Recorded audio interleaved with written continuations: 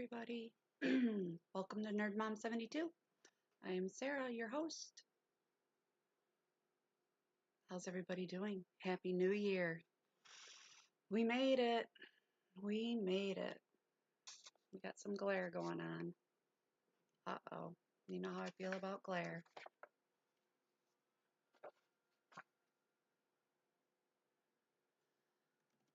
There we go. Got a lot of acronyms in the title today. We will discuss it. I promise. A lot of stuff going on.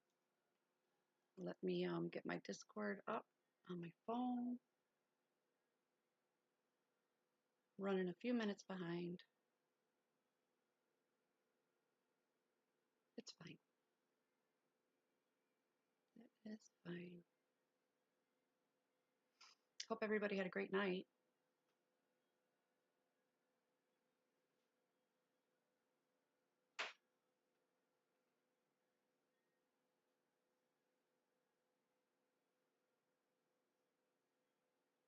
Okay. We are on.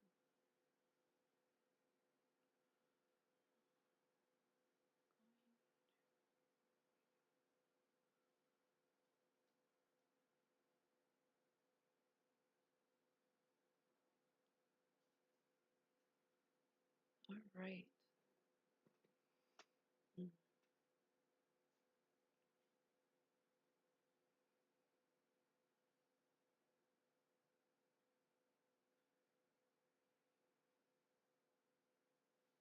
I was up last night doing a lot of research on myself. I did a lot of testing on myself. Come to find out, I've been doing a lot of techniques that I didn't know were actual techniques. Yeah. We got into it a little bit with the face tapping. Remember I told you I do this? Come to find out, it's a thing. I didn't know that. I started doing it because I was getting a lot of sinus infections, and it made my face feel better. Come to find out, it's a pressure point, and it helps you relax. I was doing it because it felt good. Ta-da, right? Who knew? Somebody, because there's a whole bunch of research on it. Yeah, crazy. Another thing that I was doing, and I didn't know there was a ton of research about it, was it's called the gamut, or the gamut. It's MUT. There's a pressure point in your hand between these two digits right here. I would press on these. You're supposed to tap it, but I wasn't tapping. I was pressing. And I sit and do this all the time. I was doing it because of my arthritis. It felt good. It's a pressure point. That's why it was feeling good. I did not know that. Yeah, I was already doing these techniques and I didn't even know it. Yeah, that's crazy, right? It's good though. I was already doing these things to help me relax. So I'm very happy about that, but I did do more research on it. So the pressure points, that is the emotional freedom technique, EFT. Okay. Yeah. So this was discovered way back. The Chinese were doing this 5,000 years ago. Of course they were, because they discover the neatest stuff, don't they? So yeah, we're going to talk about this later on in the chat because it's so interesting. And it works because how do I know? Because I've been doing it for years. I've been doing it for years. It works. It really works. And there's more points that I didn't know about. So I'm going to try. And I suggest you try. I'm going to show you where the points are. It's so important. And there's a mantra you say along with it, and it's so relaxing. I did this last night. It was great. It was great. The other thing is NLP, and that's neuro linguistic programming. Um, this is all about perspective, and it's so important. When we hear about something that's happened, right? An event. Most of us, when we hear about it, our perspective changes that event in our mind. Our emotions change that event just a little, but it changes. This is why eyewitness accounts are the worst in court. They're the worst because the perspective changes because of our emotions. I studied this a lot when I was in college and in my field of work. Eyewitness accounts are the worst because perspective changes after a traumatic event or something you see on TV or just an event. Everybody's perspective of it is different, and our emotions change that perspective. So, this teaches you how to relax your perspective so you don't freak out. You're not overreacting to something. So, we're going to learn how to do that today. We're going to, okay, we're going to touch on it a little bit because it's not my job to teach you things, but I can show you a little bit about it and you can research yourself. Okay? It's going to be a fun day. We're going to go back to our circles a little bit because some of us did some homework about our circles, me included. Yeah, there's a lot in my circle of concern. A lot. A lot of things that I have absolutely no control over. None whatsoever. And I need to let it go. I need to just let it go. My circle of control, there's a lot of things I can control in my emotions, in my feelings. I need to start controlling them better because I let them get the best of me.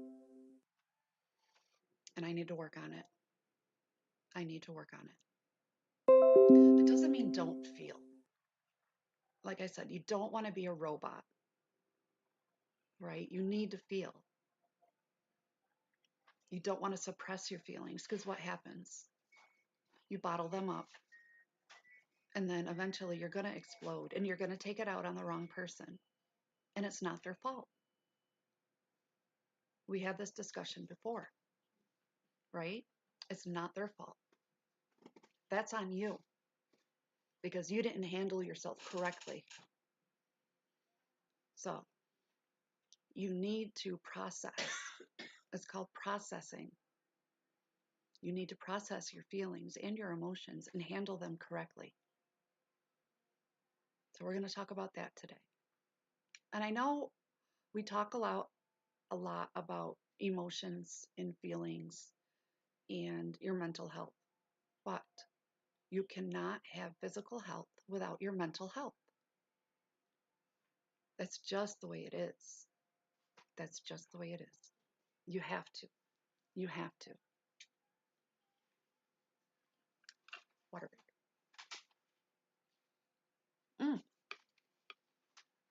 I want to show you my new scene. You ready?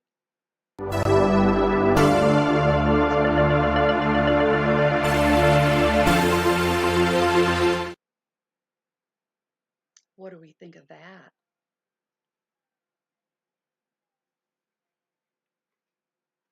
That's all thanks to Adam. DM Adam if he pops in today. Yeah, he did that for me. That's exciting. It's almost like I'm a real channel. Who knew? So the other thing I want to touch on today is ADHD because mine is getting out of control. Out of control. Yeah. And dyslexia. I did a little research because I'm getting to the point where I can't read my own writing because I'm putting words where they don't belong. And I didn't understand what was going on until my cousin Nicole, thank God for her, started explaining things to me. So I want to touch on that a little bit. So it's going to be a very informative discussion today, guys. That's what we're dealing with. And we're going to talk about the new year. What do we want to do? What's our resolutions? Remember when I said we were going to get into that? I'm excited. Let's talk about that. The computer doesn't print out all the words. I have to fill them in. I don't know why it does that. I think the highlighted words, it just doesn't print out. So I have to guess. And hopefully, I guess, right.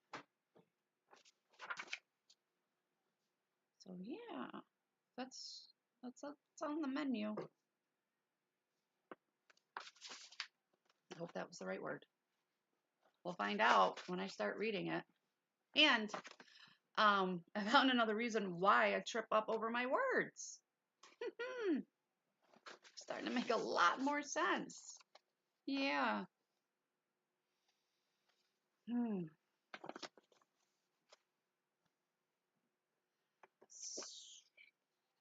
Gotta find my notes that I took.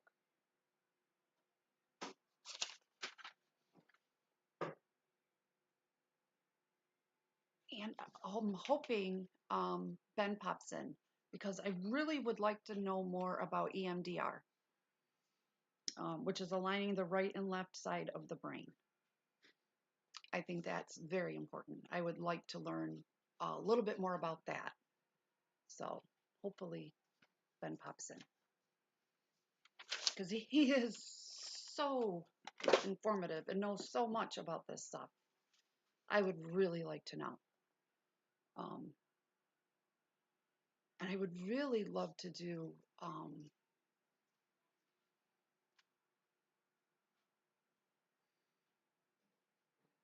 forgot my word. Here we go. It's happening. I told you it was going to happen. Here, and here it is. Sorry. It's going to be one of those days. Great. You're going to have to be patient with me then.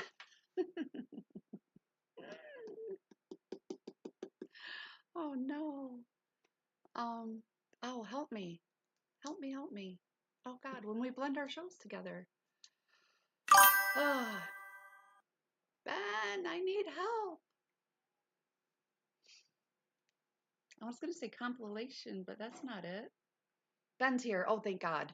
Ben, I need your help.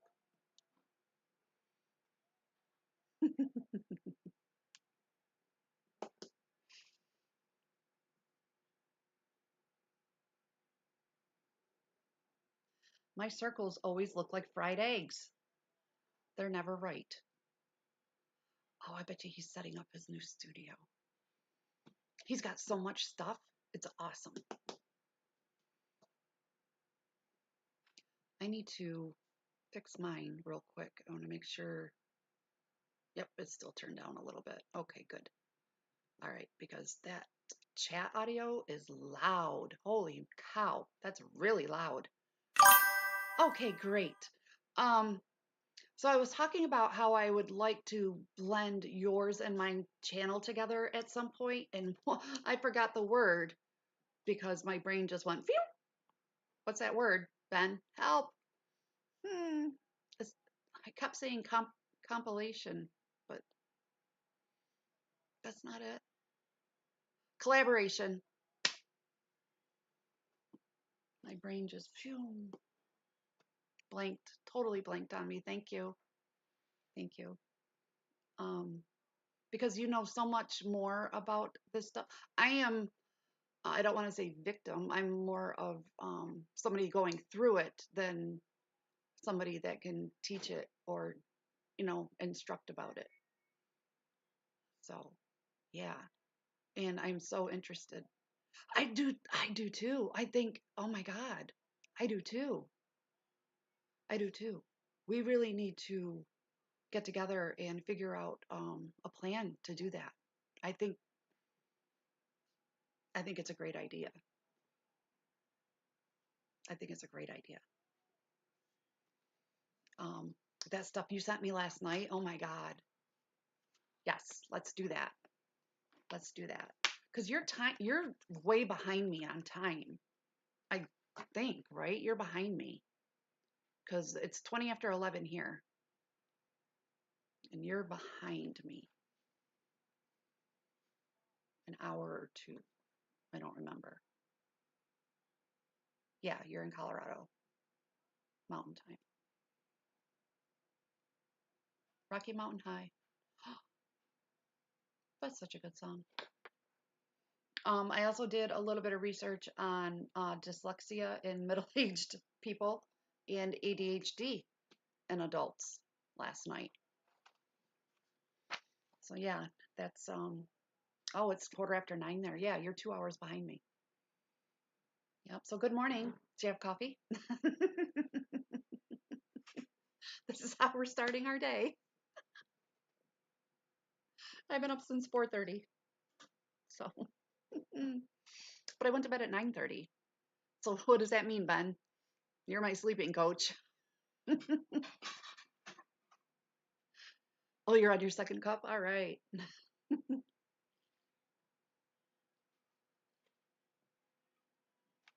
I'm on my second thing of water. That good? Blood pressure was 112 over 95 this morning. That's an odd number. Yeah. No dreams that I remember. I never, hardly ever remember my dreams. My mom had some weird dreams though. Weirdo. She lived in a very swanky retirement village. Talking about your mother now. It was swanky.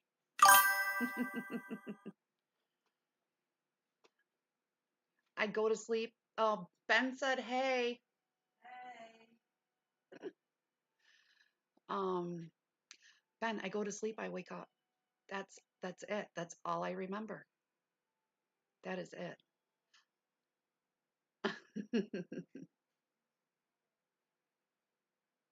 She's flitting around, doing her thing. But yeah, I go to sleep. I wake up. That's it. There's nothing in between. That could be the medication because I take Lunesta and I take a pain pill because I hurt when I sleep. Usually pain wakes me up. So, yeah, I know, but I don't feel them. I don't know they're happening. So, my husband, he knows and he has that sleep cycle thing on his watch. But for me, it always says light sleep and that I'm awake. It's either it's light sleep or I'm awake when I do it on my watch. I'm never in REM sleep. Never. Never deep, never REM, which could be why I'm exhausted all the time. But then I don't know what to blame it on because you have lupus fatigue, you know. So it's hard to categorize what is causing what. I don't know. It's really hard to figure out. Hmm. I don't think I've had normal sleep, honestly, since before I had kids. That changes things. Seriously, changes things. What? Oh, I also started watching that video that you sent that was in the chat.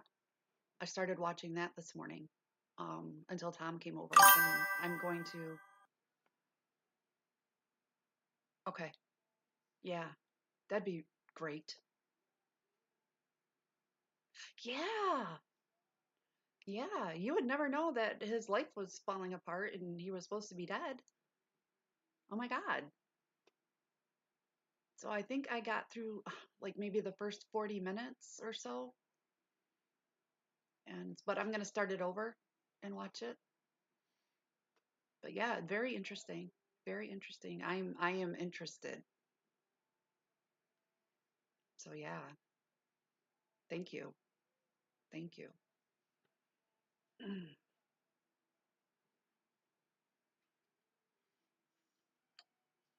My mom just walked in and looked at me and walked away. I'm like, what am I doing?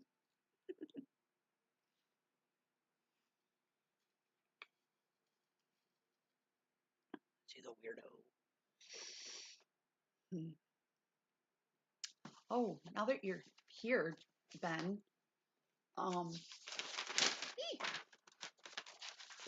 my big old notebook that I got. I'm so excited. I love notebooks.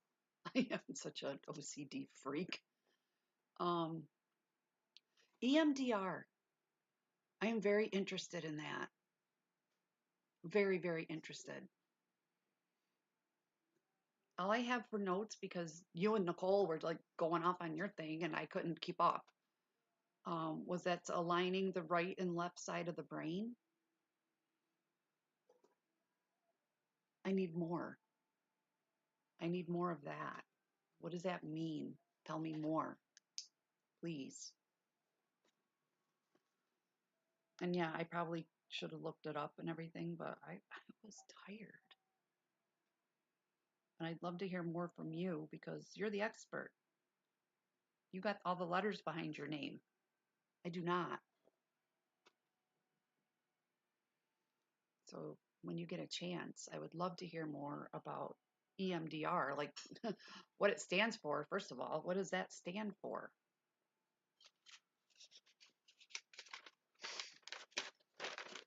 I'm sure you said it yesterday, and I didn't get a chance to write it down.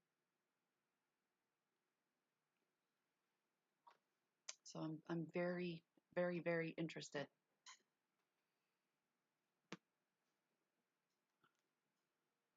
I wish I could have, I wish my other laptop was up to snuff. It is not. Um, I'm thinking I'm going to shoot it and put it out of its misery. That's how bad it is.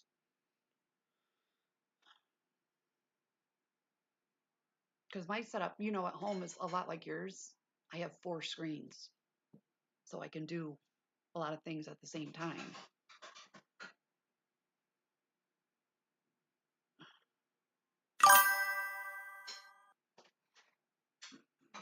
Eye movement desensitization, and reprocessing. I was looking it up. Okay. And that's the eye, is that the eye thing, right? Where they put something in you.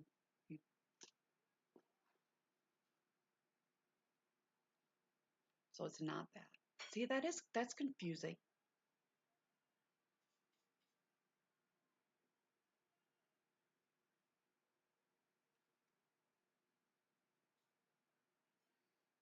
Mom's got Van Morrison playing. I love Van Morrison. Eye movement.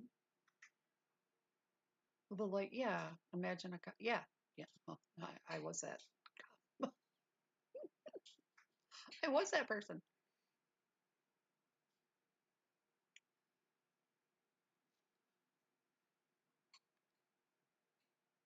So it's just supposed to like make it so you're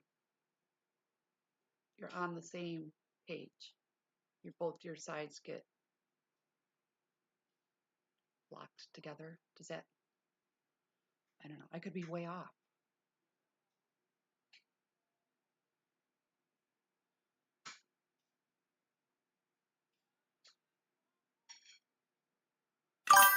wind just flew by.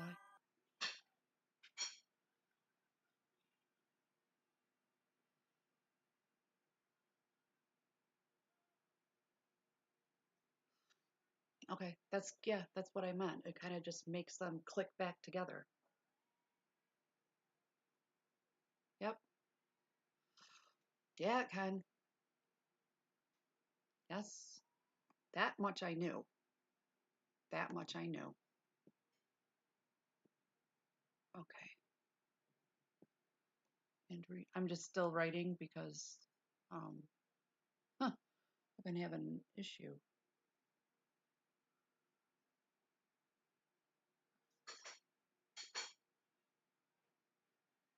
Okay. All right. Great.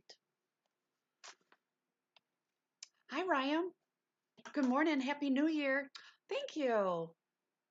Thank you. Yeah, I got the hair up in a ponytail. My little thingy here. Look at that. It's getting there. Happy New Year, sweetheart. I hope everybody had a good night last night.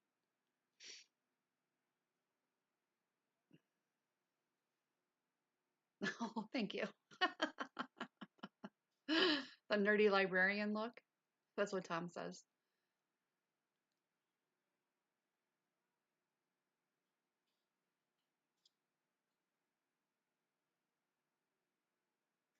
From the left to the right. Left to the right. That's an from the left to the right.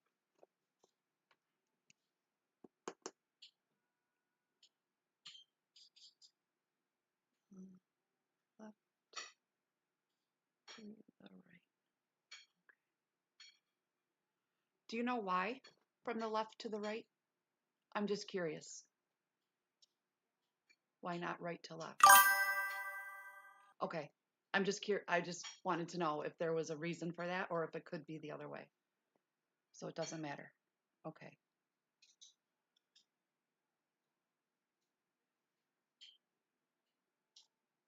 Okay. Just as long as it's rhythmic back and forth pattern. Okay. That's so interesting to me. So interesting.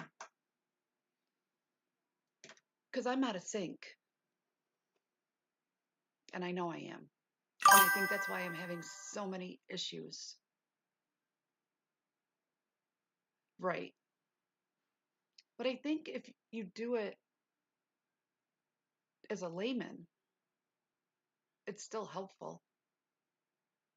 You know what I mean? Especially the tapping. Like I said, I've been doing that for years, Ben.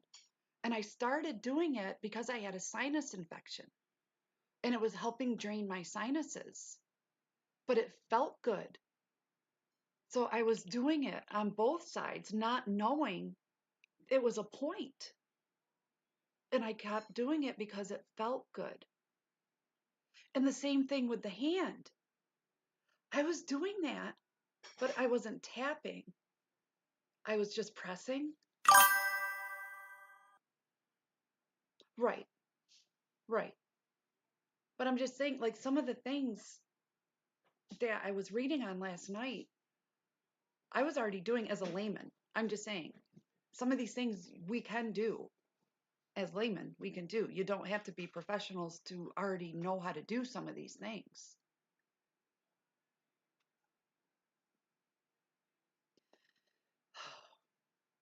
Why wasn't my therapist doing these things when I went to them? When these traumatic events that I've been through happened? Because I've been suffering for years. EFT works. It works. I swear I've done a full reset. I mean, I have to keep doing it. It's something you need to keep doing sometimes, I think. It's a process. It's definitely a process. And I wasn't doing the mantra, where you repeat, what you're trying to get over. I wasn't doing that part. I didn't know about that part. But even just doing the tapping,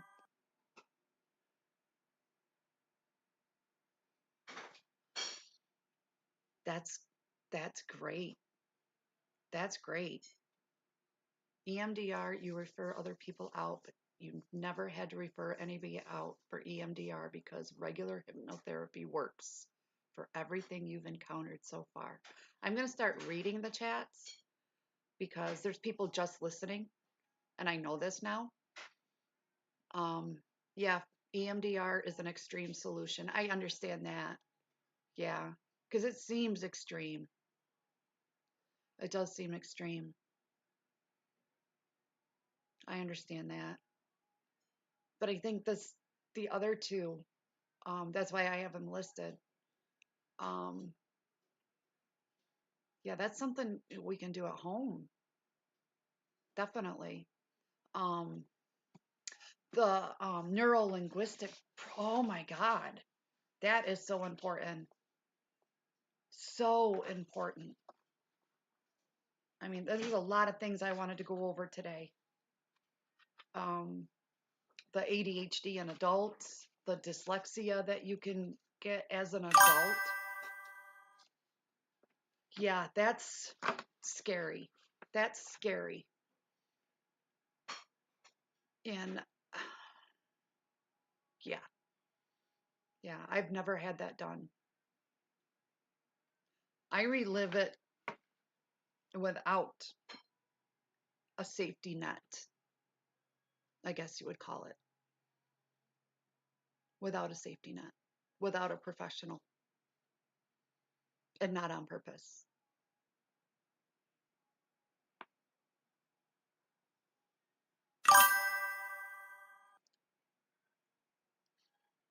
Hypnodrama, a much more mild experience. Maybe we can try that. Is that something you can do online or not? I mean, would we have to meet in like Indiana? I have a place we can meet in Indiana.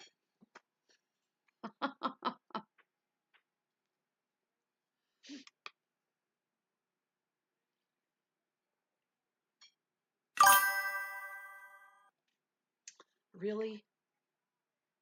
Because I would like to stop reliving this.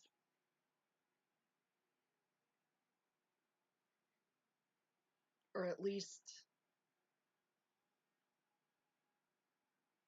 the exact moment of it. I would like to do that.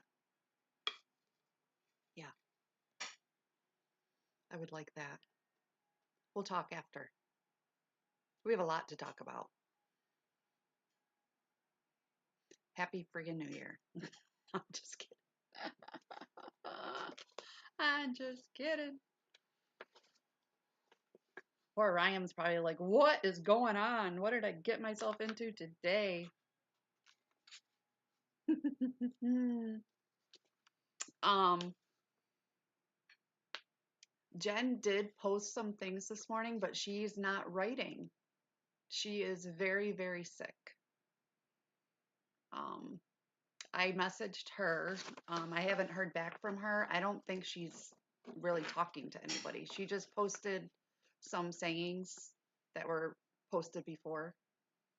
So just so you know, I don't have any new work to read. I can read some stuff that I've read a couple weeks ago. Hi, K-Max. Happy New Year. How are you?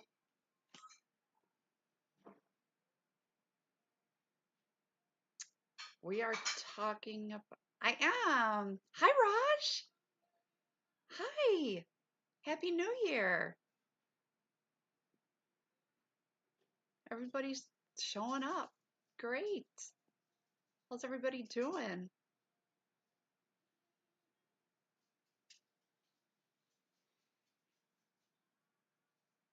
You had a client who had an unpleasant experience with his dad.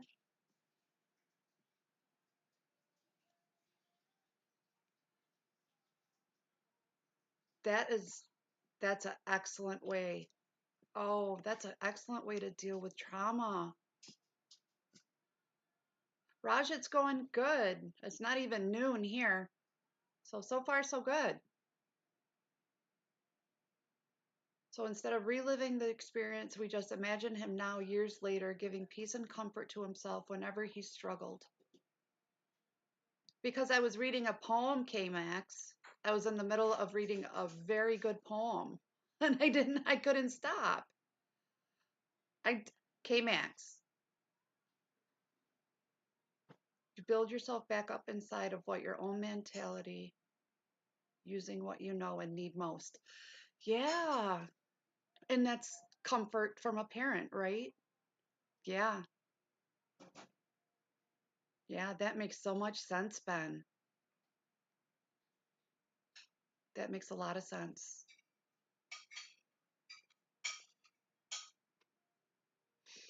Wow.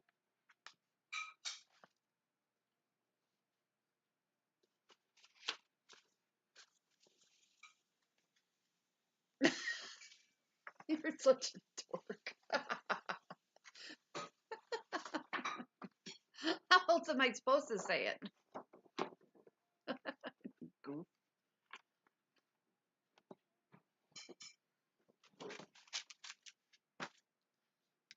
Behave. Oh, wait a minute.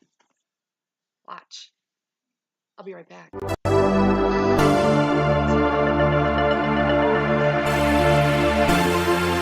I'm not going anywhere. I'm right here. I'm just grabbing a folder. Ta-da! I'm working on my channel because we're growing, right?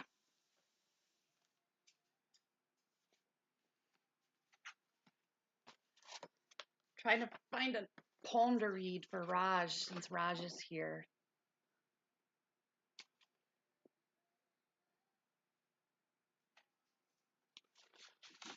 Here we go. I got one for you, Raj. Are you there? Are you ready?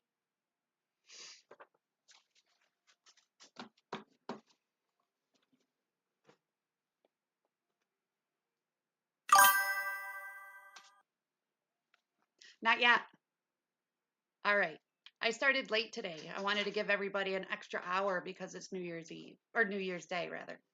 So, all right, Raj. Each dawn unfurls with a weight, an unseen anchor, tugging me back, whispering the ache of yesterday. In the stillness of morning, I feel the remnants of battles fought in the night, muscles weary from an endless war. My joints, stiff sentinels, guard against a world that moves too quickly, each step a negotiation with the ground.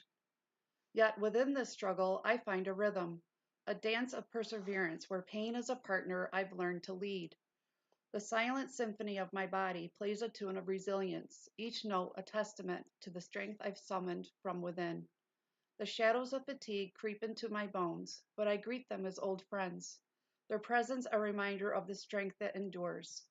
Invisible storms rage within, flares of fire that sear my nerves, leaving trails of paralysis, a transient blindness that dims the world's colors. In these moments of darkness, I find a light, a spark of hope that refuses to be quenched. My spirit, an unyielding flame, flickers but never dies, guided by the love that surrounds me, the hands that hold me steady when I falter. My family, my steadfast stars, their orbits intertwine with mine, creating constellations of support and understanding. Their love, a soothing balm for the wounds unseen, lifts me when I stumble. Their voices, a chorus of encouragement. Their presence, a sanctuary of warmth in the coldest days. In the embrace of my lupus tribe, I discover a kinship forged in shared struggles, our hearts beating in unison, a collective strength that defies the grasp of illness. Together, we navigate the labyrinth of symptoms, our stories intertwining, a tapestry of resilience woven from threads of pain and triumphs. Amidst the trials, I find moments of grace, glimmers of gratitude that light my path. The sun's gentle caress on my face, a reminder of the beauty that persists even in adversity. I choose joy, a deliberate act of rebellion, against the shadows that seek to claim my days. Each laugh, each smile, a beacon of defiance, a testament to the life that pulses within me. I will not yield. I will not be broken by the hands that seek to pull me down. My spirit, a fortress built on foundations of love, strength, and unwavering hope, stands resolute. In the face of lupus, I am not just a survivor, but a warrior, my heart beating with the promise of tomorrow's battles and victories. Through the haze of pain and the weight of fatigue, I carve a path of resilience, each step a declaration of my will to persevere. In the symphony of my existence, every note, every rest, a tribute to the life I've chosen to live, full of gratitude, joy, and an unbreakable spirit. In this dance with lupus, I am not alone, and I will never give up, never surrender. Jen Skosh, everybody. I, I love that poem. That is a strong, strong poem. What did you think? Isn't it? Yeah, it is fantastic. That was a nice little break from stress. Talking about stress. Yeah, and emotional well-being and trauma. Yes, that is from my friend Jen. Yep, yep. She's an amazing writer. Yeah, yep. It's amazing what pain and struggle um, can do. It can bring out either the worst or the best, right? And she chose the best. It's a choice. And it brings out the best in her. They are amazing. Her wording is just, it is. That is the word. And you guys know that's one of my favorite words, is amazing. It is. It is. She takes her pain and she twists it into something beautiful. And she suffers. Don't let, these are her works right here in this folder. These are all her works. Don't let it fool you. She's in pain. She is suffering. But she's beautiful. And she puts her pain and her suffering to good use. She's one of the strongest people I know.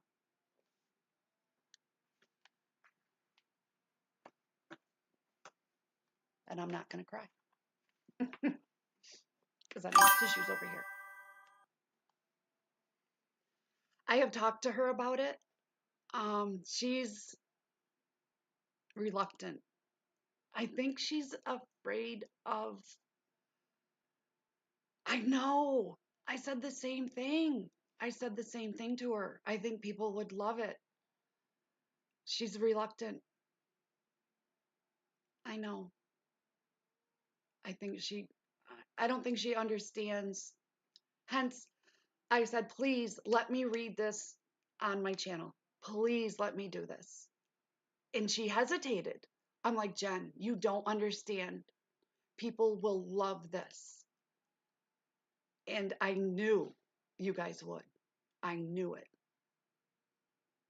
And I've told her how well it's recepted. So I think if I keep telling her,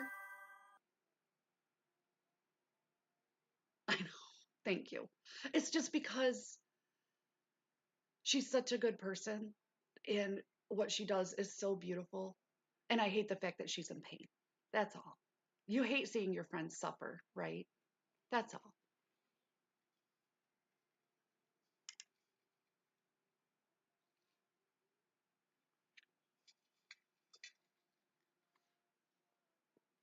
But yeah, I wish she would publish. I do. I think she's the kind of person that wants to leave her mark. And this is her way of doing it. And she shares it with friends and family. But I think it would be so empowering to her as well if she published. But as of now, she's very reluctant to do so. I think she's just afraid of negative reactions. So, and that's up to her. I mean, it's completely up to her. So, well, then, Raj, you should take that opportunity.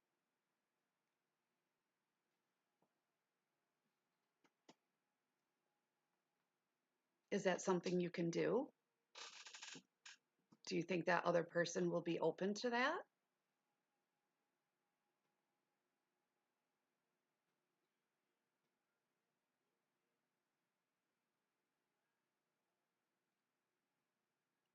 I mean, it's hard because you're inserting yourself into somebody's other situation. So I understand that because you're taking a chance, you're taking a risk. Exactly. Yeah, the more people that read it, the more exposure that it gets. It is empowering for her. Hence, I always say her name at the end of the poem, right? So you know her name. Her name is Jen Skosh, right?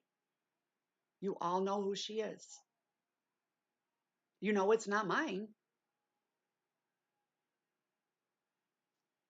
And I tell her all the time that you love her work. And she loves that reaction. Hence, she still gives me writing, just not in the last few days because she's been so ill. So yeah, I'm I'm not gonna push her, but I'll keep telling her how much you guys love her work. Yes, they can. No, no, you're fine. We're adults. You're fine. People can be shitty. Absolutely. And you're right, it doesn't matter in the long run. It doesn't. It doesn't. What matters is in here, right? What you feel matters, not what any other people feels. Because you remember that little circle? That little circle of control that we talk about? That's what matters. What can you control? How you feel, not how other people feel. That's what matters.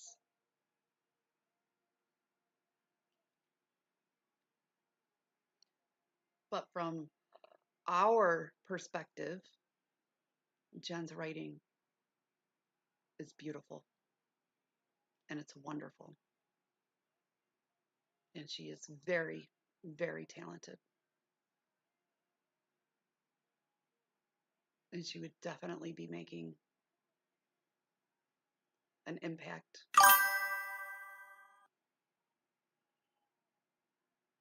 Yes, that's what I do. Yeah, that's what I do all the time. I tell her, keep them coming, babe. That's what I tell her. Keep them coming. I love reading them, and everybody else loves hearing them, except for when I trip over my words really, really bad. And from my research last night, that's not only the cognitive issues that I have, that's the dyslexia. So, yeah, not making excuses for myself because sometimes I just talk too damn fast. But that's what's going on there. So, yeah, that's what happens. So, yeah, I'll keep telling her. Definitely. She deserves that recognition.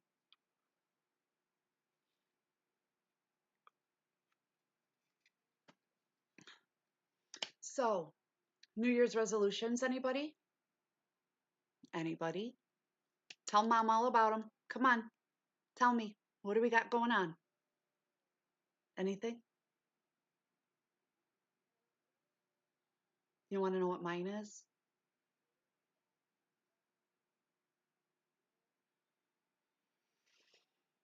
Did you see that right there, what I just did? That's part of my resolution. It's been boring for you today? Yeah. My New Year's resolution. is learning to let go. Taking a deep breath and letting go on the exhale. Because what can I control? Myself. And that is all. I cannot control the actions and feelings of others. So I have to let it go. Because I have to reduce my stress.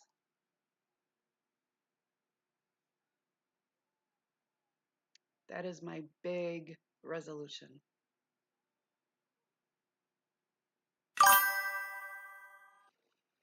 Yeah.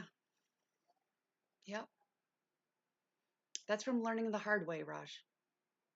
That's from learning the hard way. That's from a lot of crying and emotional distress that did me no good, which actually caused me harm. So this year we're not doing that. This year we are letting go. So it's for my emotional and physical well-being. That's okay. Take your time. Don't be in a rush. It took me a while to figure this out. Don't be in a rush.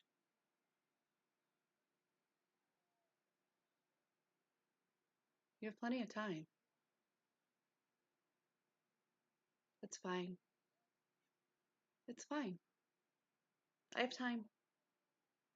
I'm working on myself, right? I'm working on myself physically and mentally. Physically and mentally.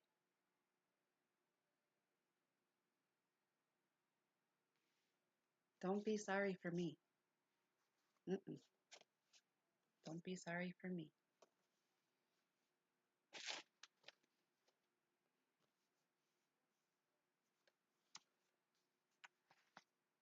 Besides, we have Ben. Ben's here to help. Me and Ben are going to collab soon. Very soon. And I'm very excited about it.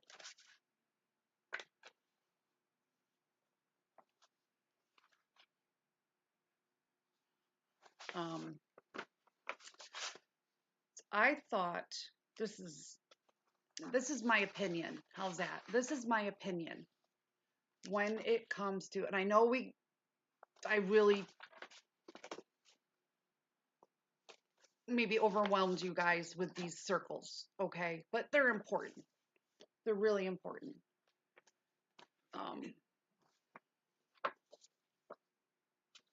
Half the time I think you're doing that at me, Mom. No.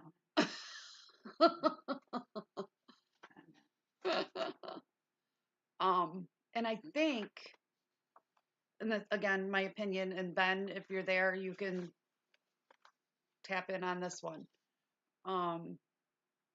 When it comes to how we react to things, neuro-linguistic programming, the NLP that was in the title, one of the acronyms, I believe that comes into play, along with self-regulating and self-awareness that we use in emotional intelligence and mindfulness.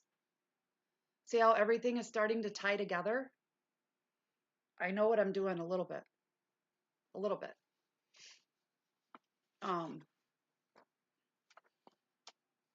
I believe that when we get into this NLP, you're going to see how this ties together. Okay? So I'm going to read to you a little bit from what Ben sent me. These are courses that Ben took, so I'm stealing his thunder a little bit.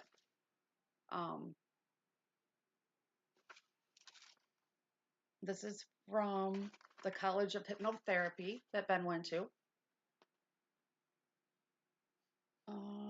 Let's see. I have to find, I don't want a copyright strike, so we have to find, yep, This was presented by Joe Tabanella, and I actually started watching that video that Ben put in here yesterday, but I forgot to copy the link.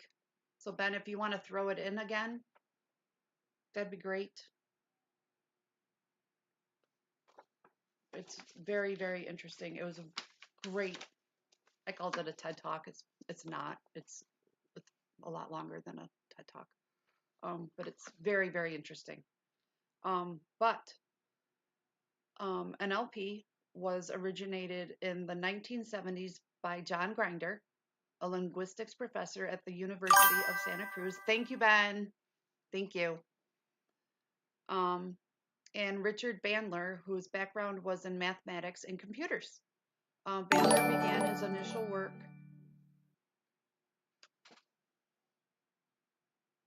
Oh, God. I can't read that. I'm sorry, guys. I'm going to get in your face. Nope, I can't read it. Is it a word? Hello. Happy New Year. Mega. Thank you so much, because I was like, whoo, I can't. Can't read that. Thank you for the follow. Welcome to the channel. I am a Nerd Mom 72. You can call me Mom, or you can call me Sarah. It is up to you. Or call you nerd? No, they don't call me nerd.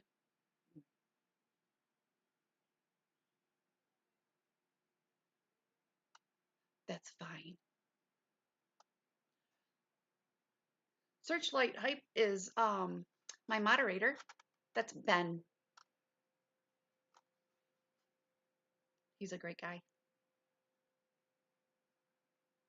We were just getting into the NLP model of communication and personality. Talking some deep stuff here today. Neuro-linguistic programming.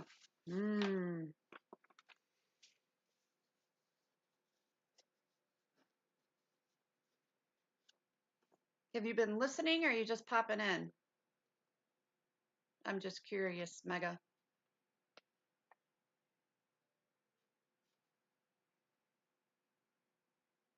Ben, do you know Mega? Because you know a lot of people. You brought over Raj.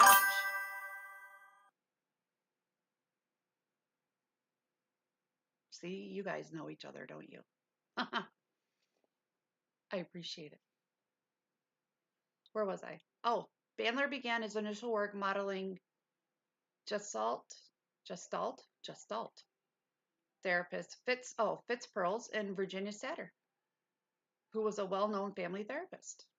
Richard Bandler later studied the therapeutic approach of hypnotherapist Milton Utkerson, who mastered the art of using indirect suggestions and metaphors with his clients. From these findings, NLP explains what happens when we receive information that comes in from the outside world and how it is processed internally to create our behaviors.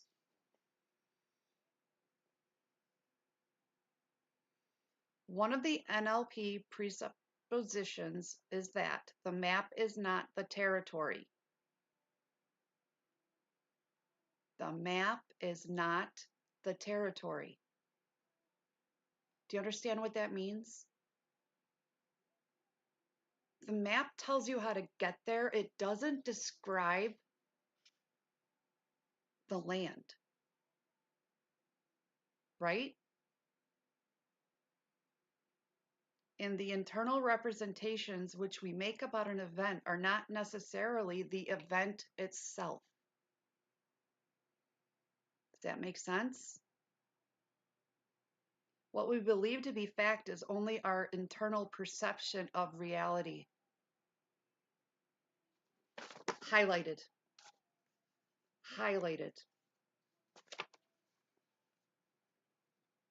Typically, what happens when we experience an external event in our mind, neurology, runs the event through our internal processing and our sensory input channels. These five senses, the five senses, visual, that's what we see or the way someone looks at us. Auditory, this includes sounds, the words we hear, and the way that people say those words to us with tone, voice, and inflection, like the way I just said that. Tone of voice and inflections. So I'm trying to get your attention. So how am I talking to you? Very direct, right? Very direct. Kinesthetics. Your external feelings, which may include the touch of someone or something, as well as pressure, temperature, and texture. Olfactory, your sense of smell. Hey, K-Max. Gustatory was your sense of taste. Okay. As we process the event, we delete, distort, and generalize the information according to the elements that filter out perception, such as language, beliefs, values, decisions, metaprograms, and memories. We then make an internal representation of the event. This will include our internal pictures, sounds, inner dialogue, and our feelings.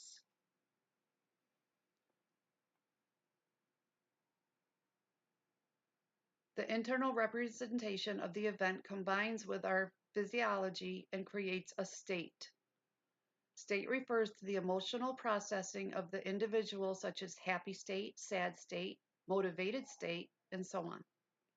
Our behavior is therefore a result of how we filter information and respond to the events in our daily life. It's not the actual event, is it? It's how we respond to it.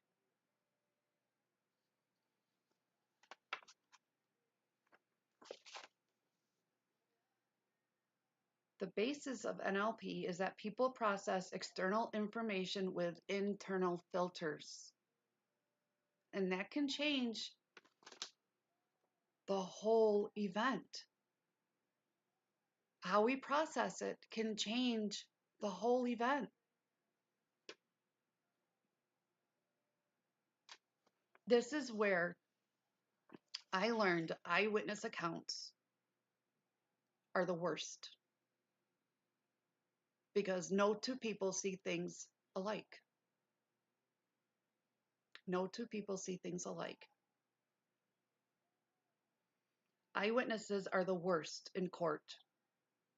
The worst. This is why CCTV is the best, because you can't count on people to remember things correctly. And they test this. When you are in criminal justice and we do mock court, it is tested over and over and over again. And you'd be surprised what you forget, what you think you saw, that did not happen.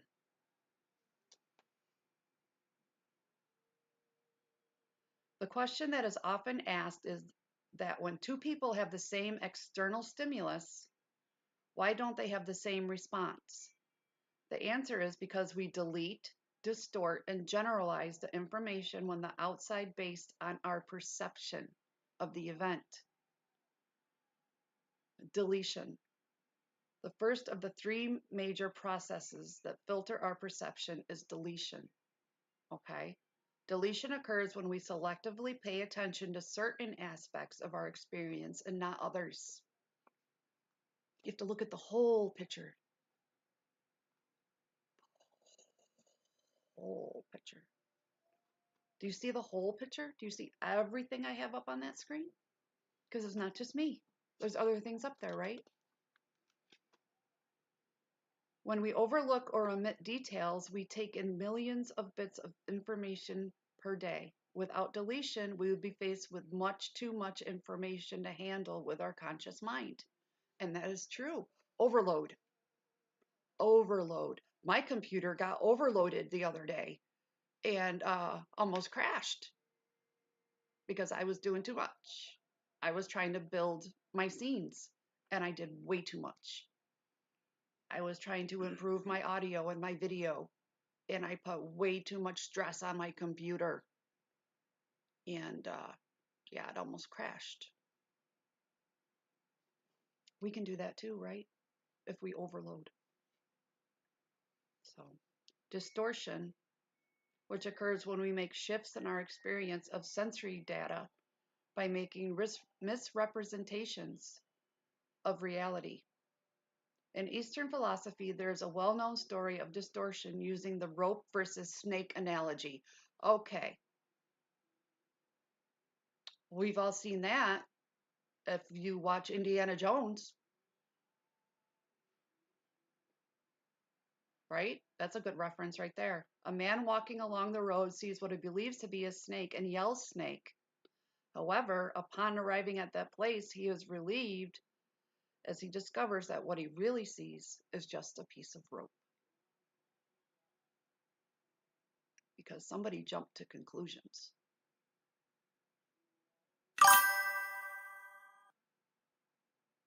That's Raj. It's fine, honey. You're absolutely fine. I changed my time today, so you're fine. You have commitments. You're fine. You have a great day. I won't be here tomorrow, but I'll see you Friday if you can come, okay? Have a great day.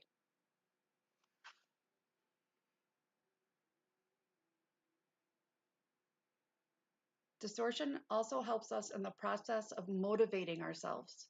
The process of motivation occurs when we actually distort the material that comes to us and then is changed by one of our filtering systems.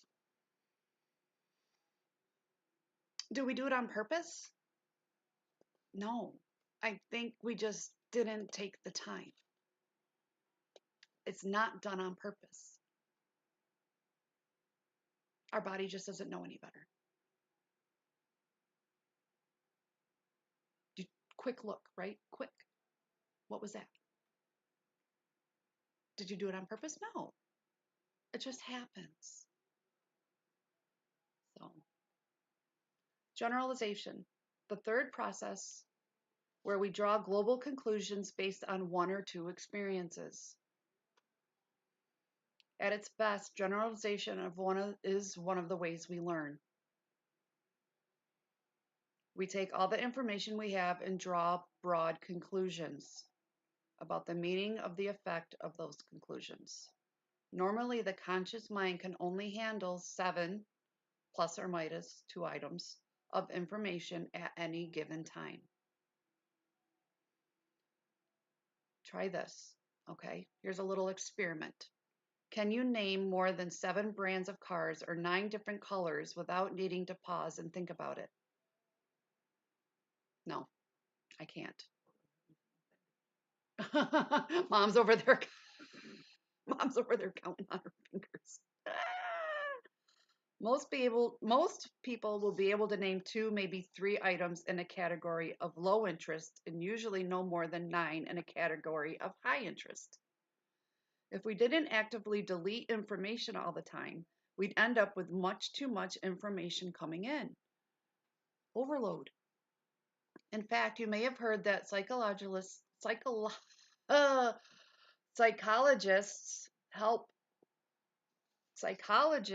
say that if we were simultaneously, aware of all of the sensory information that was coming, we would go crazy.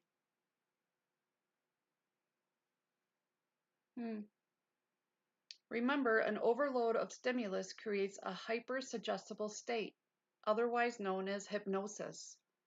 You don't want to walk around with that now, do you? You'd be clucking like a chicken, not even know it. How we delete, distort, and generalize is helpful to know when working with clients in hypnotherapy. Ben, that's you.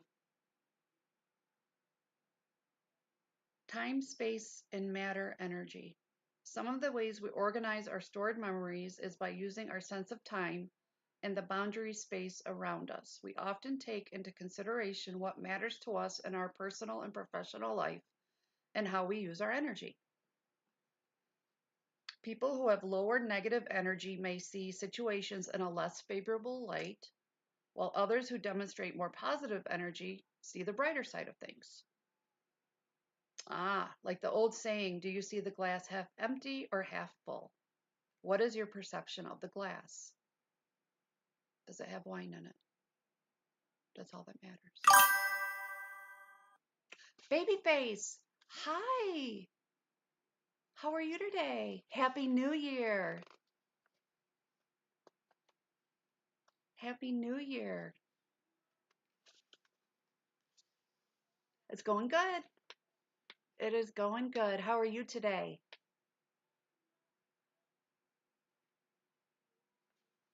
Doing the show a little later today. Just giving everybody an extra hour in case they were out late last night.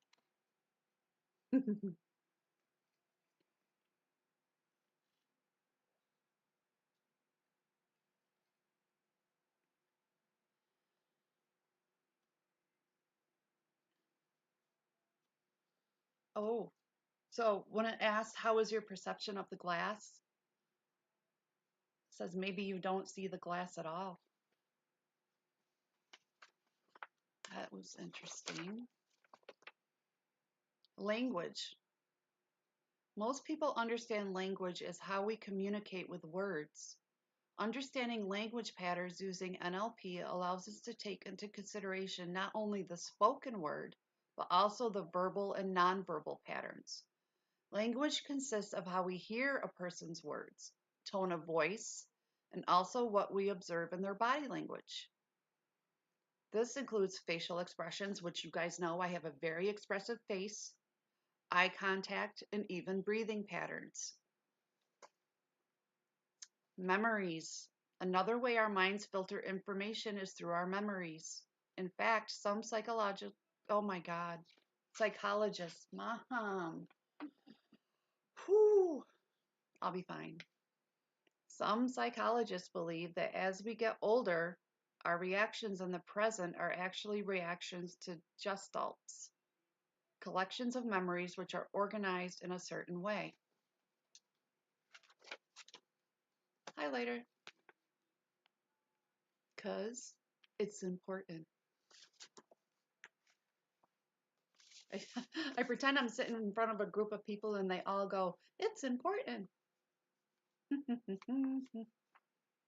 Gestalts.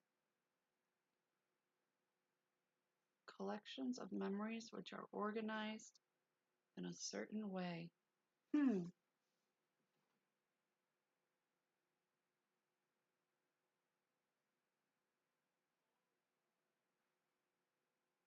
That's so interesting. Okay, I'm going to reread that.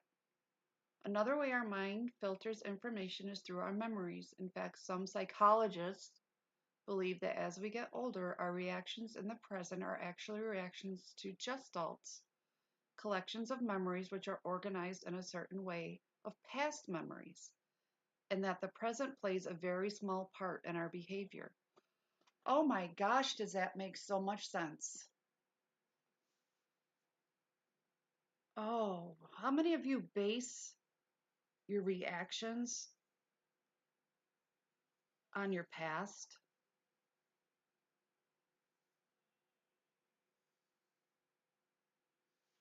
I do. I do. That's never happened before. Is that not a common reaction to something?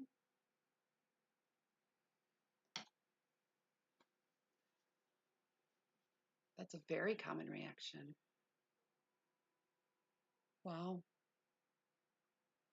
Decisions can relate beliefs or can create beliefs or may just affect our perceptions through time. The problem with many decisions is that they were made either unconsciously or at a very early age and are forgotten. These filters will determine our internal representation of an event that is occurring right now. It is our internal representation that puts us in certain states and creates a certain physiology. The state in which we find ourselves will determine our behavior. That makes all the sense. Every experience we encounter is something that we literally make up inside our heads. We do not experience reality directly since we are always deleting, distorting, and generalizing. Essentially, what we do experience is our experience of the territory and not the territory itself.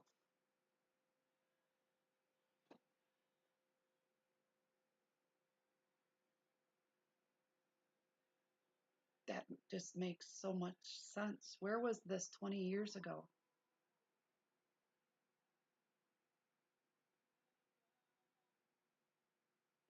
In a study of communication at the University of Pennsylvania in 1970, the researchers determined that in communication, 7% of what we communicate is the result of the words we say or the content of our communication. The other 93% of our communication is all nonverbal. So that means it's in your facial expressions, your body language.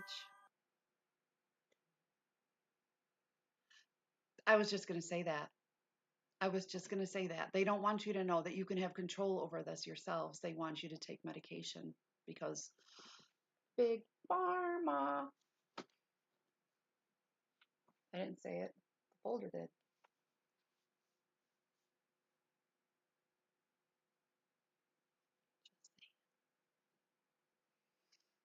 Metaprograms are advanced patterns of thinking that control what you perceive about an event and how to change it. There are mental processes which manage, guide, and direct other mental processes. In other words, they are processes that work at higher level than the mental processes they affect. Okay, that just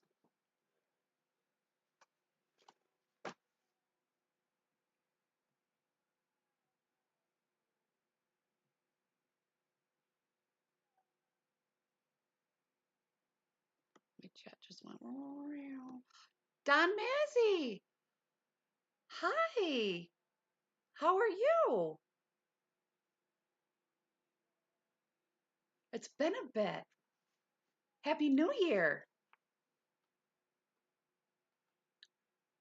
Welcome back.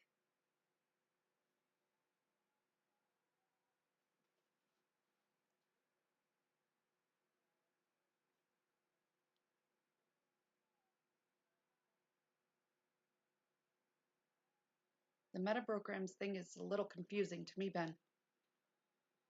All right, we're going to get into a little more of layman's terms. Okay.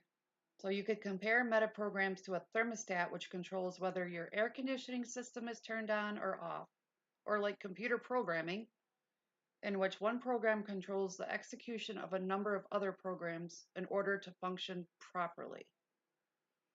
One important point about metaprograms is they are not good or bad, nor right or wrong. They are just the way someone handles information they are receiving based on their internal filters. Knowing someone's metaprograms can actually help you clearly and closely predict someone's states and therefore predict their actions.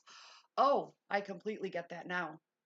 Oh, so if you know somebody easily overreacts, you know how to give them information. I so completely get that. What are you looking for, Mother? Oh,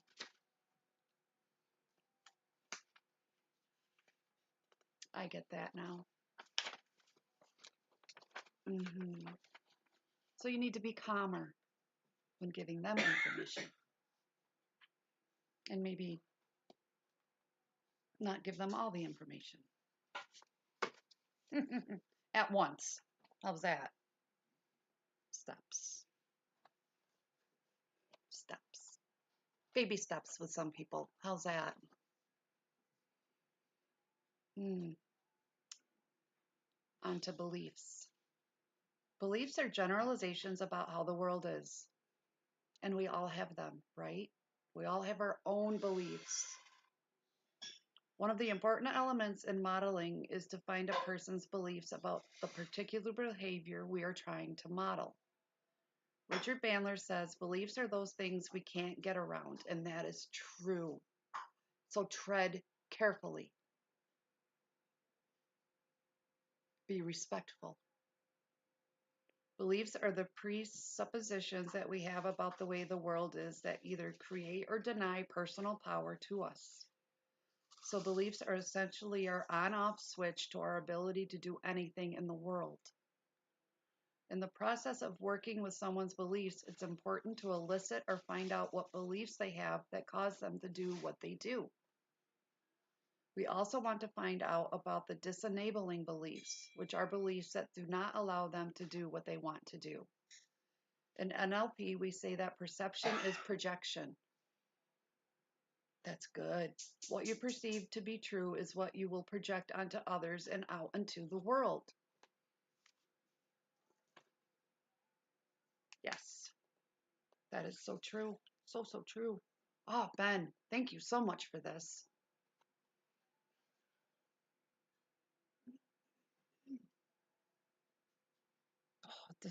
Oh my God, disenabling is, oh, yeah, just, they hold you back. Those disenabling beliefs hold you back. Because you say, I'll never be able to do that, right? I'll never be able to do that. Do you know why that sounds like that when it comes out of my mouth? Because I've said it. I've said it so many times. I'll never be able to do that. I said it about doing this. Sure did. Look at me now. I'm doing it. I am doing it.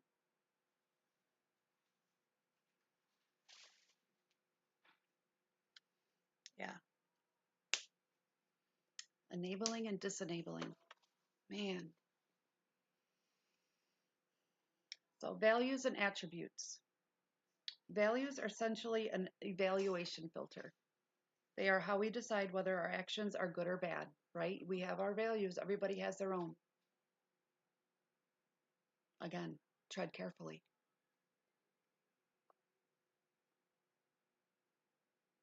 They are how we decide whether actions are good or bad, or right or wrong. They are also how we decide about how we feel about our actions.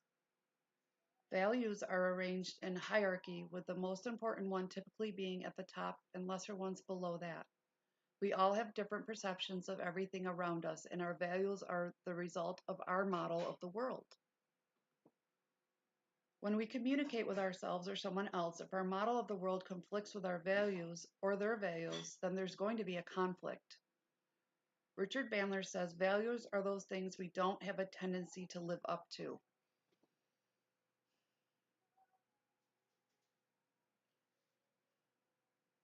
We have our own values, correct.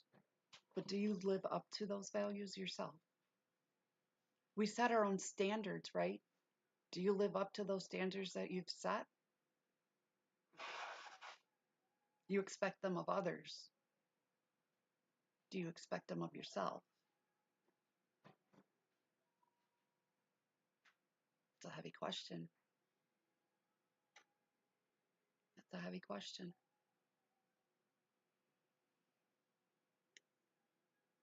Values are what people typically move toward or away from. They are our attractions or repulsions in life. They are essentially a deep unconscious belief system about what's important and what is good or bad to us. Values change with context too.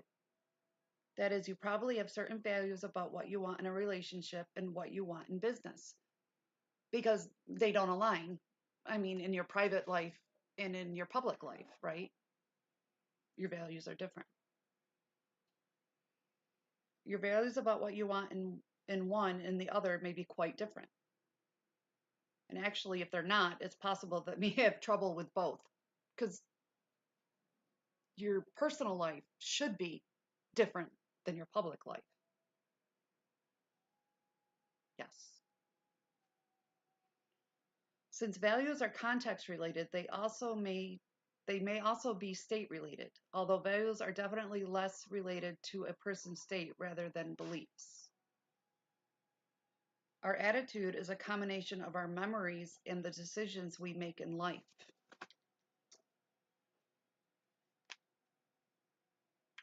I know, where would I be without my highlighters? Did you hear that, Mom? No. Our attitude is a combination of our memories and the decisions we make in life. It is how we think and feel about our beliefs and the expression of these beliefs. I believe I like chicken and dumplings. Are you making chicken and dumplings? Grandma's making chicken and dumplings. Oh. Oh. My God. Okay, we'll start the diet next week. Dieting was not on my resolution. Eating healthy. Oh. It's fine. Rapport. Rapport is important because you want to have a good rapport with people, right? So, an important concept in NLP is building a rapport to help people reach their desired outcomes. When people are like each other, they like each other. Rapport is a process of responsiveness, not necessarily liking another person. It creates a feeling of trust and safety so no one that can be receptive so that one can be receptive to communication. Studies have shown that only 7% of our actual communication is verbal and then 93% is nonverbal. Theory communication is made up of 7% words, 38% tonality, your tone of voice.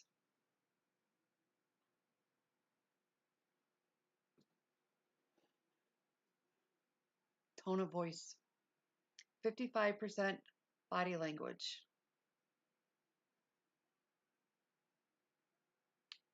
Tonality is vocal tone or pitch, tempo or the speed, your timbre or the quality, and volume or the loudness, right?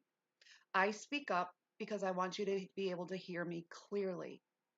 And yes, when I'm trying to make a point, my tone and my timbre might be a little different because I'm trying to make a point. And I might have a little lilt sometimes when I raise my tone a little bit at the end. A little bit. When you see somebody new pop up, I get excited.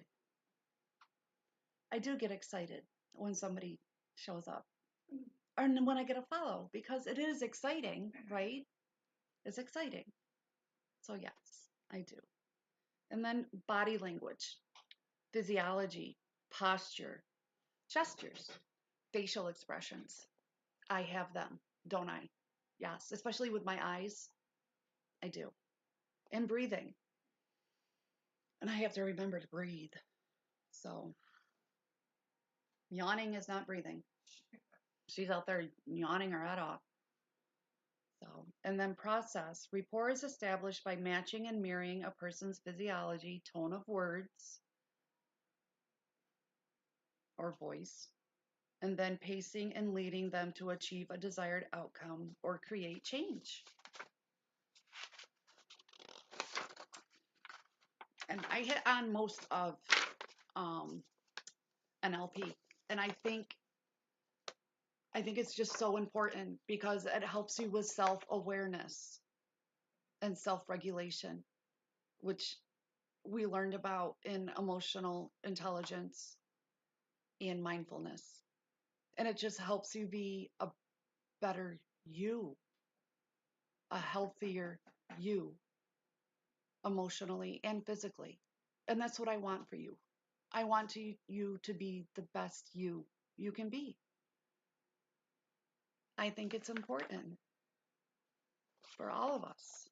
I want to be the best version of me that I can be. My mom says I'm getting there. Baby steps, right? Baby steps. Um, I think we're good, Ben. I think they're just listening to me. I think they're just listening.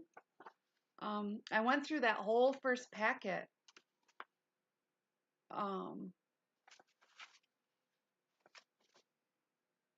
of the NLP because I just think it's so important when it comes to self-regulation and self-awareness, which we talked about in emotional intelligence and mindfulness. And I just think it all just ties in to be a better version of you for self. That is my opinion. I am not a professional. But as a human being, which I am, I'm not a clone or AI. Alien. I'm not an alien. My God. I just think it's important to be self-aware. I think it's very important.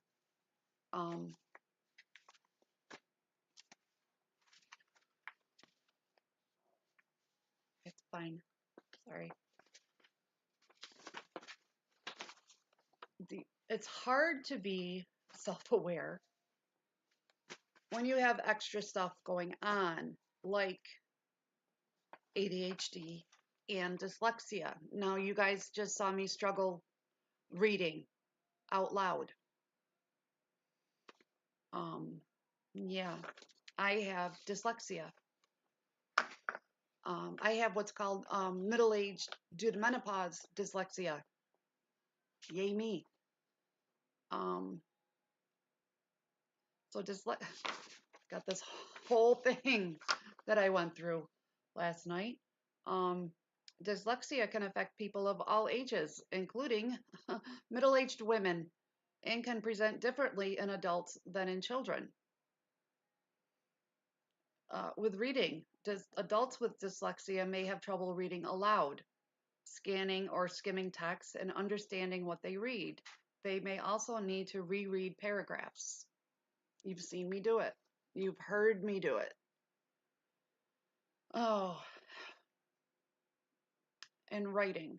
Adults with dyslexia may have trouble taking notes, writing labor-intensive pieces, explaining topics in writing, and they spell erratically. Guilty. That's me. Me. I can't read my own writing. And my spelling, I used to be such a good speller, a great speller. I used to have great penmanship, didn't I, Mother? Yeah. But you took after your mother. Yeah. So does my mom. And it's not great anymore unless I really slow down and take my time. And who the hell has time for that? So, speaking, listen carefully. Adults with dyslexia may have trouble pronouncing words, understanding jokes and sayings, and responding on the spot. Mom, What? how many times have you asked me a question and I just look at you? Look at me like I'm stupid. Because I can't respond. I always have to think about it. I just can't respond. And I don't look at her like she's stupid. I feel stupid because I can't respond. I'm just not there. Working memory. Adults with dyslexia have poor working memory. Processing visual information. Adults with dyslexia have limited ability to process visual information. Focusing. Adults with dyslexia may have trouble focusing on one task or may feel more comfortable managing multiple tasks at once. You should see me in my bedroom when I'm doing research. I have piles. And I can't do one subject at a time. I do multiple subjects at a time. Not because I want to. It's just how it is. And I have to refocus myself all the time. All the time. Learning. Adults with dyslexia may learn better visually or through hands-on experience. I learn better, and I figured this out in college. I have to have prints. I have to write it down. Lectures were so hard for me. Lectures were so hard. And because I don't remember what was said, right? I need it printed out. I had to have it. I had needed the and I'm gonna forget the word. I needed the print, the actual text of the lecture. And there was always somebody that was a really quick typer that would take notes on everything, and they would send me the notes. And I had to print out everything having to do with the class, everything. My books are filled with highlighting, notes in the margins, because just reading it wasn't enough for me. I needed notes on everything. I had a hard time, but I also had to have a 4.0 in my mind. I had to have a 4.0, and I got that 4.0 because I worked very, very, very, very hard. Harder than most because of my ADHD and the dyslexia.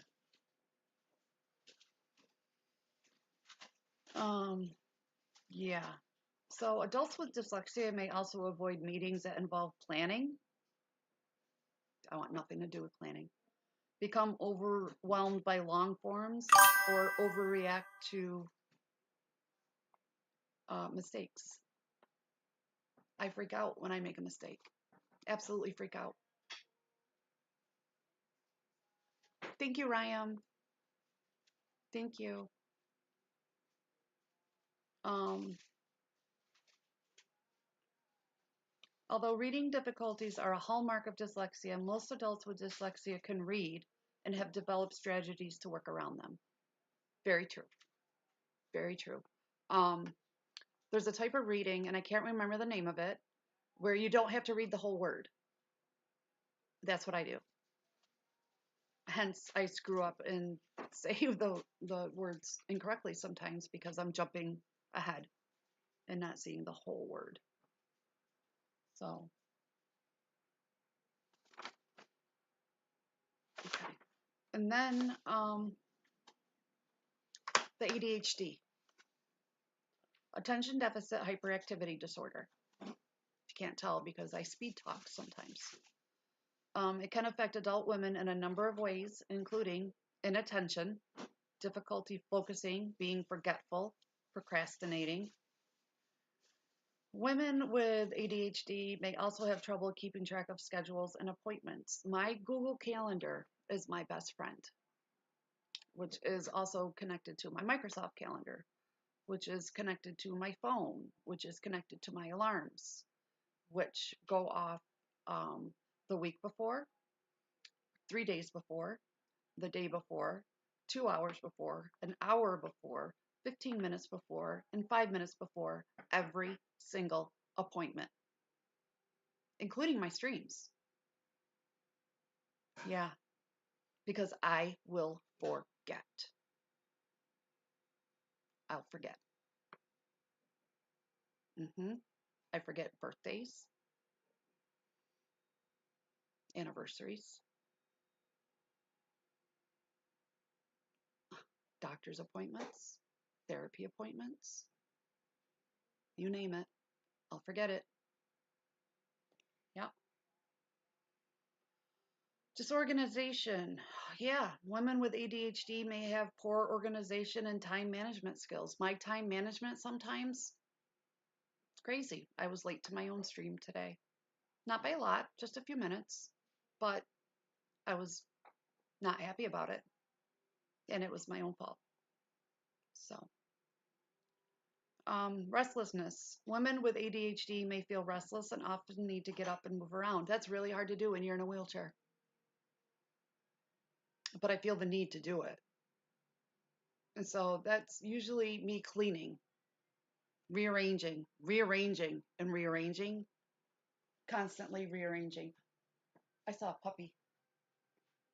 Somebody's out there walking by. I saw a puppy. Another golden lamb. Interrupting. My mom's over there going, mm-hmm. I am the queen of interrupting people. Women with ADHD may interrupt people when they speak. Oh, no, honey, do. I do constantly. And I don't do it on purpose. I don't do it on purpose. It just happens. And I hate it. I don't do it on purpose. And I'm even in my head, I'm going, why are you doing this? Don't do this. Shut up. Why are you talking? Shut up. Nope. Can't keep my damn mouth closed for nothing. Anxiety and depression. Women with ADHD are more likely to have symptoms of anxiety and depression. About men. I don't care. So men watch your podcast. I'm only reading about women right now. Because me and Nicole talked about women and menopause having dyslexia and ADHD. Mm-hmm. Hormonal changes. ADHD symptoms can vary with hormonal fluctuations, especially during our cycles, pregnancy, and menopause. Masking symptoms, yes. Women with ADHD may be better at masking their symptoms and finding ways to cover up for their lapses in concentration. Yep. Sure do. Women with ADHD may also be at higher risk for bullying, emotional control issues, learning-related difficulties, physical symptoms related to mental health, and self-injury behaviors. It's a real thing, guys. It's a real thing. Yeah. It's not fun. I'll give you that. I know people that use it as an excuse for bad behavior. Not me. I don't do that because I feel bad that I have these behaviors. Thank you, Ryan. I hope I'm being informational today. Is about information and what you can use in this new year to make it a better year for you and the people around you. So, and now my mother's got me thinking about food. She's making chicken and dumplings. It's very exciting. What time are we eating? Is it for lunch? 105. Oh, we're eating at 1:05. Oh my God. The rice is done. Rice. Oh my God.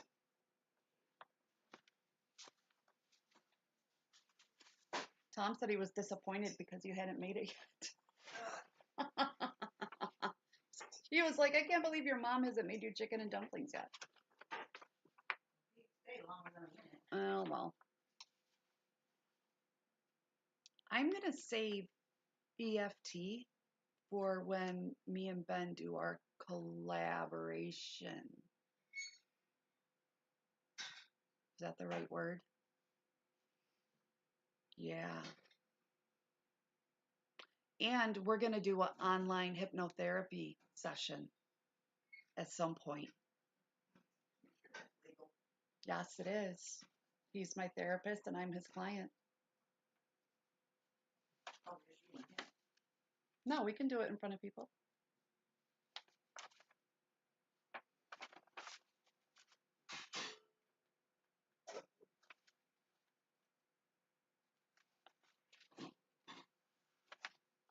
So yeah, we're going to save that for another time because that'll be interesting. Ben, what do you got going for resolution this year? Anything good? What about you, Ryan? Babyface? Anything good?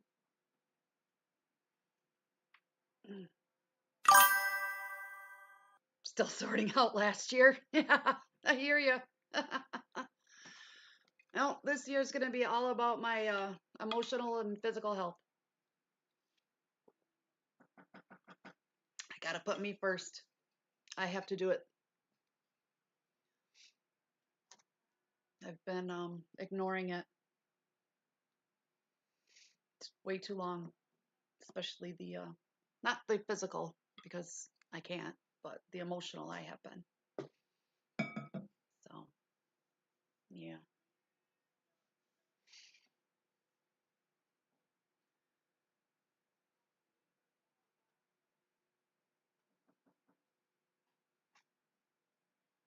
Wind is blowing.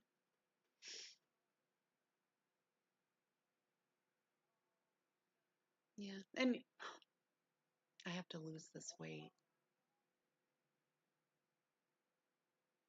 Maybe that's what we can do for hypnotizing too, Ben. Weight loss.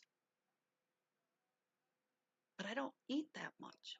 I think it's a metabolism thing. And kickstart my metabolism with hypnotherapy. That'd be great. And kickstart a 50-year-old, 52-year-old woman's metabolism, please. Yay!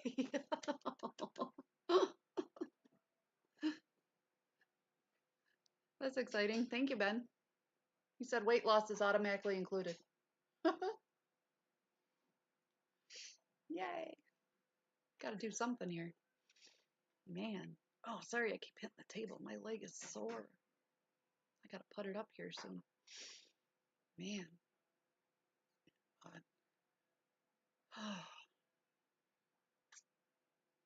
So was today too clinical for everybody? I hope not. There's just a lot of good information there, and I think it's important. We'll have a fun day on Friday. Friday fun day, right? How about that? We'll do something fun on Friday. I don't know what yet. Maybe Ben and I will come up with something this afternoon. Something fun we can do. I don't know. But I think I'm going to get going. I got to pack up, lug everything back into the bedroom. So I hope everybody has a great New Year's Day. I'm about to. Really? Did you make a whole cake? No, not Biscuits?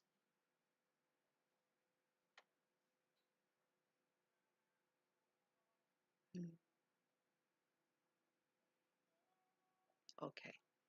I will see everybody Friday. What time are you guys leaving Friday?